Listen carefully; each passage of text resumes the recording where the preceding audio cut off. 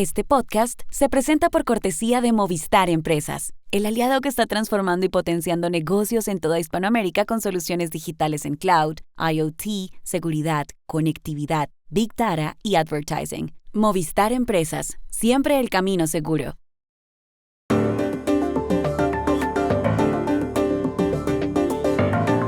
En Colombia, Gustavo Petro convocó por decreto una consulta popular sobre leyes laborales.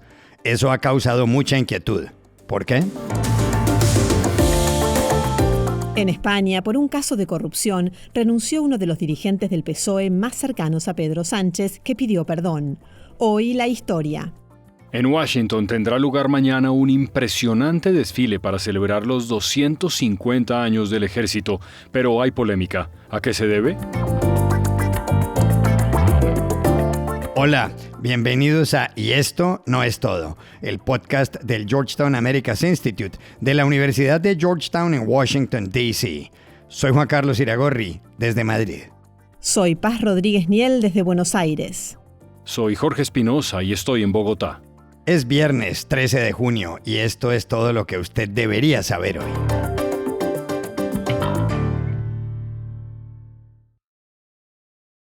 Colombia entró en las últimas horas en lo que muchos consideran es una crisis institucional grave.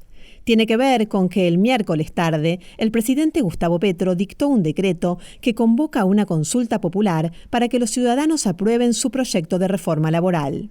Petro escogió esta fórmula luego de que una comisión del Senado le hundiera su proyecto de reforma laboral y de que la plenaria de esa Cámara le rechazara hace un mes la convocatoria a la consulta.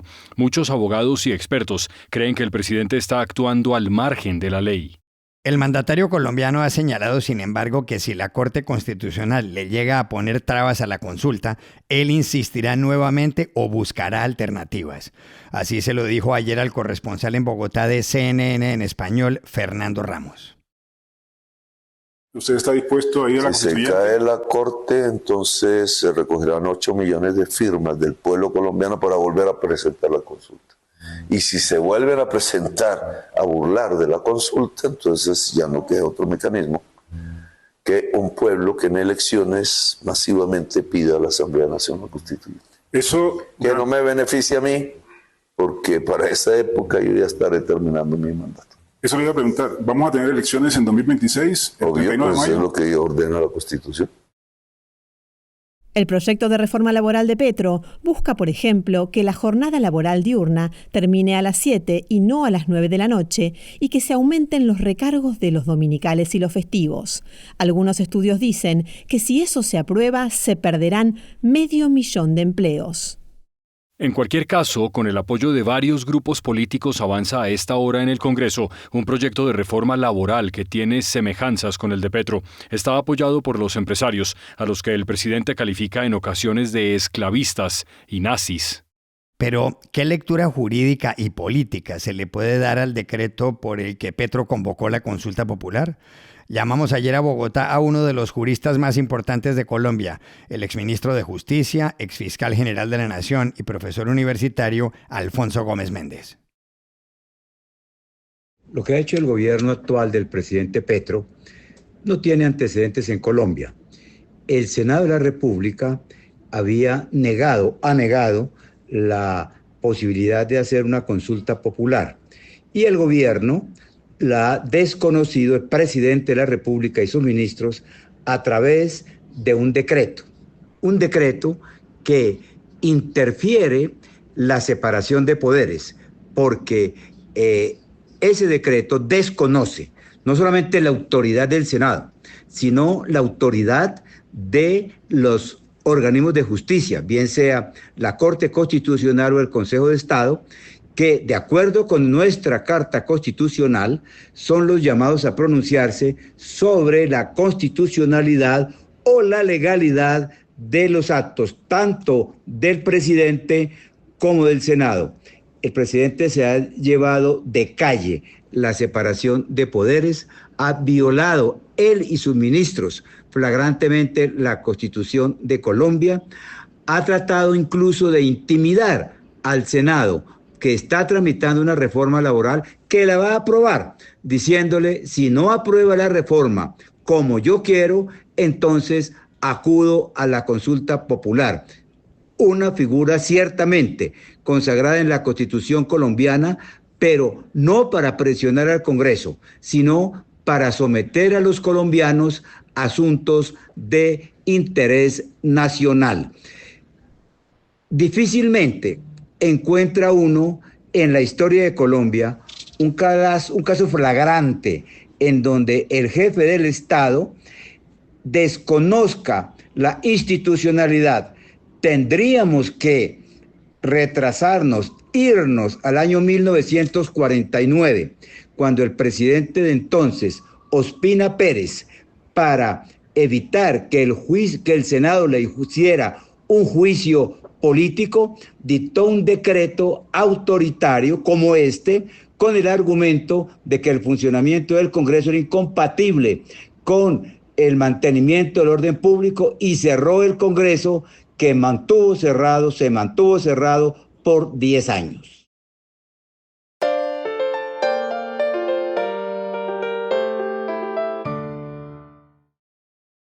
Aquí en España se destapó ayer un escándalo de corrupción que pone en entredicho a Pedro Sánchez, presidente del gobierno y cabeza del Partido Socialista Obrero Español, el PSOE. El detonante fue un auto dictado por un magistrado de la Sala Penal del Tribunal Supremo. El auto señala que Santos Cerdán, secretario de organización del PSOE, cobró 620.000 euros en comisiones a cambio de contratos de obras públicas. En la trama también están el entonces ministro de Transportes, José Luis Ábalos, y su asesor, Koldo García, investigados por corrupción. Según el magistrado del Tribunal Supremo, lo que hubo en esos momentos en la cúpula del PSOE era una organización criminal. Por eso ayer Pedro Sánchez forzó la renuncia de Santos Cerdán al partido y a su escaño en el Congreso de los Diputados, y luego habló. Quiero pedir perdón porque hasta esta misma mañana yo estaba convencido de la integridad de Santos Cerdán. Es cierto que durante semanas y meses, y ustedes además se han hecho eco en los medios de comunicación sobre ello, circulaban rumores sobre supuestas investigaciones en curso, pero lo cierto es que no existía ningún indicio en la participación de Santos Cerdán en el llamado caso Koldo. Entre los indicios contra Santos Cerdán hay chats de WhatsApp y evidencias recolectadas por la Unidad Civil Operativa de la Guardia Civil. El cargo que ocupaba en el PSOE Santos Cerdán, uno de los hombres más cercanos a Pedro Sánchez, es uno de los 3 más importantes del partido. Algo que sí dejó claro Sánchez ayer ante la prensa en la sede del PSOE es que no piensa anticipar las elecciones, que están previstas para 2027. Desde la oposición, el líder del Partido Popular, Alberto Núñez Feijóo, le pidió que renuncie de inmediato. ¿Qué conclusión se puede sacar realmente de todo este escándalo? Llamamos ayer aquí en Madrid al periodista José Manuel Calvo, exdirector adjunto del diario El País y director de calidad del diario digital The Objective. Juan Carlos, primero de todo, una reflexión sobre la jornada. Fue un día negro para este Partido Socialista, que muchos llaman Partido Sanchista, por el férreo control en el que lo mantiene Sánchez. Fue uno de los peores días de su historia moderna y tú ya has dejado claro por qué. Es el segundo secretario de organización que debe dimitir porque la Unidad Central Operativa de la Guardia Civil, que se encarga de investigar y perseguir las formas más graves de delincuencia en España, ha hecho público un informe en el que se le vincula con el cobro de comisiones ilegales. El anterior responsable de organización del partido también tuvo que dimitir por corrupción. Sánchez pidió perdón, aseguró que no sabía nada, algo recibido con escepticismo general, y evitó asumir cualquier responsabilidad, como si todo esto no tuviera nada que ver con él. ¿Qué se puede concluir? Primero, que toda España ha podido comprobar que lo que decía The Objective desde hace años era verdad, pero el presidente del gobierno se dedicaba a insultar a los medios de comunicación que no le son fieles y a los jueces que cumplen con su tarea. Segundo, que Sánchez se empeña en no convocar elecciones. Veremos si lo logra. Y es lógico, porque sus socios aún le apoyan. Son extremistas de la izquierda y la derecha nacionalistas y también comunistas, y todos ellos nunca van a estar mejor que como ahora, con un presidente de gobierno débil al que pueden chantajear. Y tercero, que quedan meses duros, porque la corrupción no solo ha llegado al corazón del Partido Socialista, cerca a Sánchez. Su esposa está siendo investigada por tráfico de influencias, corrupción y apropiación indebida. Y su hermano se va a sentar en el banquillo por tráfico de influencias y prevaricación. Anoche tuve la oportunidad de hablar con varios socialistas no sanchistas que están arrinconados. Pasaron un día muy triste. No saben cómo acortar esta agonía. Para su partido y para España no será fácil recuperarse de todo esto.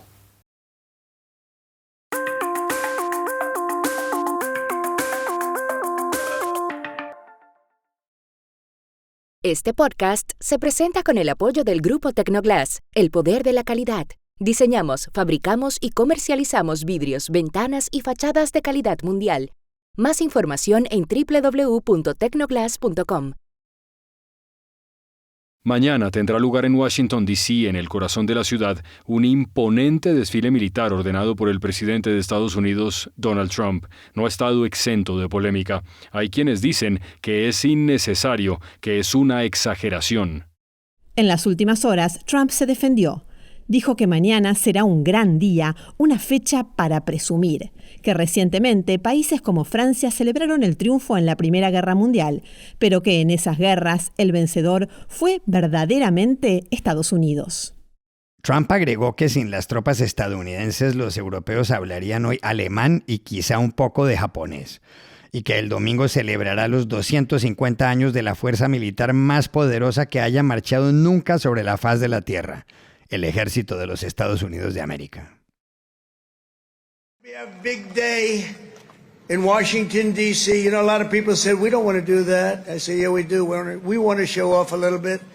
You know, recently other countries celebrated the victory of World War I. France was celebrating, really. They were all celebrating. The only one that doesn't celebrate is the USA, and we're the ones that won the war. Without us, you'd all be speaking German right now.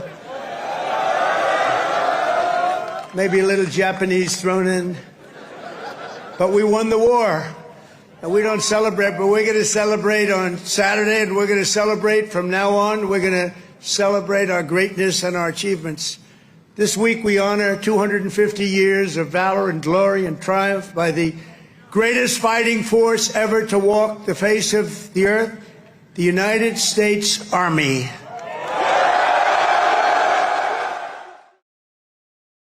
Pero, ¿cómo se entiende semejante desfile en el corazón de Washington, D.C.? ¿Qué es todo lo que rodea esta gran parada militar? Llamamos ayer a esa ciudad, a pocas cuadras de la Casa Blanca, a nuestra compañera, la periodista y corresponsal Dori Toribio.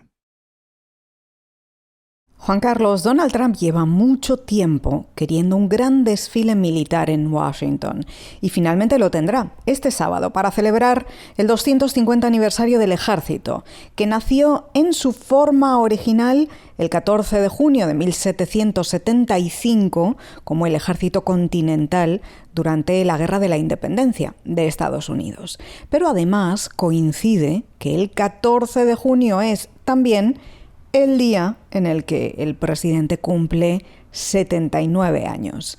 Trump dice que este será el mayor desfile militar que ha visto el país jamás y cruzará la Avenida de la Constitución desde el Monumento a Lincoln hasta el Monumento a Washington, a lo largo de gran parte de la explanada nacional de Washington, el histórico National Mall en el corazón de la capital, y terminará justo frente al Jardín Sur de la Casa Blanca.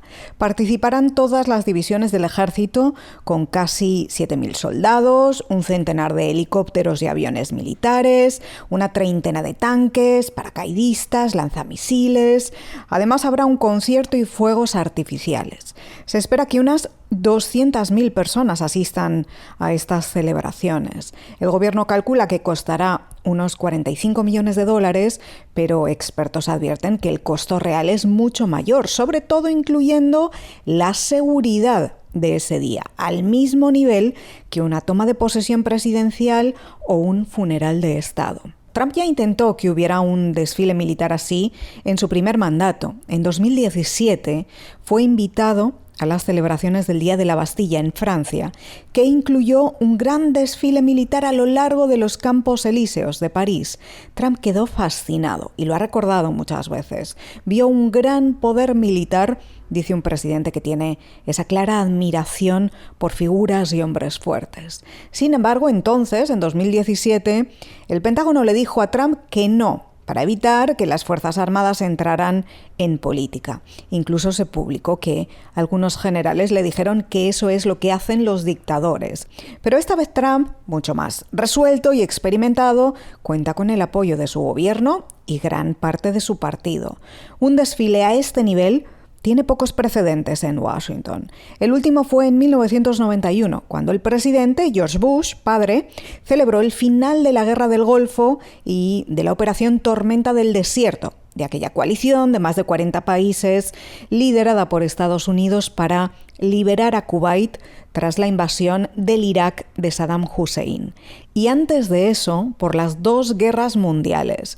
Aquí en Washington sí hay otros actos militares, como en el Día de los Caídos o el Día de la Independencia, pero más reducidos y sobre todo tradicionales y menos polémicos. Hay cientos de protestas por todo Estados Unidos convocadas este fin de semana por grupos progresistas contra el autoritarismo del gobierno de Trump, asegura la convocatoria bajo el lema No Kings, porque no quieren reyes en Estados Unidos, dicen. Y se suman a las protestas que empezaron hace unos días en Los Ángeles y que ya se extienden por una 20 de ciudades contra la política migratoria de Trump. De ahí la incertidumbre ante lo que pueda pasar. Y estas son otras cosas que usted también debería saber hoy. Esta madrugada, a las 3:30 hora local, aviones israelíes atacaron Teherán, la capital iraní. La ofensiva estuvo dirigida contra lugares importantes para el programa nuclear de Irán, que intenta enriquecer uranio. Inmediatamente, el ministro de Defensa israelí, Israel Katz, dijo que su país debe prepararse para la respuesta iraní. Un conflicto entre Israel e Irán puede ser verdaderamente grave para la región y el mundo. En Los Ángeles tuvo lugar ayer una escena inusual. El senador demócrata por California, Alex Padilla, fue retirado a la fuerza por la policía cuando se disponía a hacerle una pregunta a la secretaria de Seguridad Interior, Kristi Noem, en el edificio del FBI. Luego fue obligado a hincarse y fue esposado fugazmente. Enseguida habló. Si esta es la reacción a un senador con una pregunta, imagínense lo que están haciendo con cocineros, jornaleros, campesinos y otros inmigrantes no violentos. Padilla, hijo de inmigrantes mexicanos y quien fue expulsado de una sala donde había periodistas, ha sido muy crítico de la política migratoria de Trump. Kristi Noem estaba ayer en Los Ángeles para ratificar que allá seguirán los guardias nacionales y los Marines enviados por el presidente para controlar las protestas por las redadas contra los inmigrantes. Solo una persona sobrevivió al accidente aéreo de ayer en Ahmedabad, en la costa occidental de la India. Se llama Biswash Kumar Ramesh, un británico de origen indio que iba en la silla 11A en un Boeing Dreamliner 7878 de Air India. La nave había despegado segundos antes del terminal de la ciudad con destino al aeropuerto de Gatwick en Londres, cuando se estrelló contra las residencias de BJ Medical College. Se investigan las causas. Y aquí termina Y esto no es todo, donde siempre habrá más. En la producción estuvo John F. Burnett. Pueden suscribirse a este podcast en nuestro sitio web y esto no es todo.georgetown.edu, seguirnos en nuestras cuentas de X y de Instagram, @y esto no es todo, y buscarnos en nuestro canal de YouTube. Gracias por oírnos. Chao. Hasta la próxima.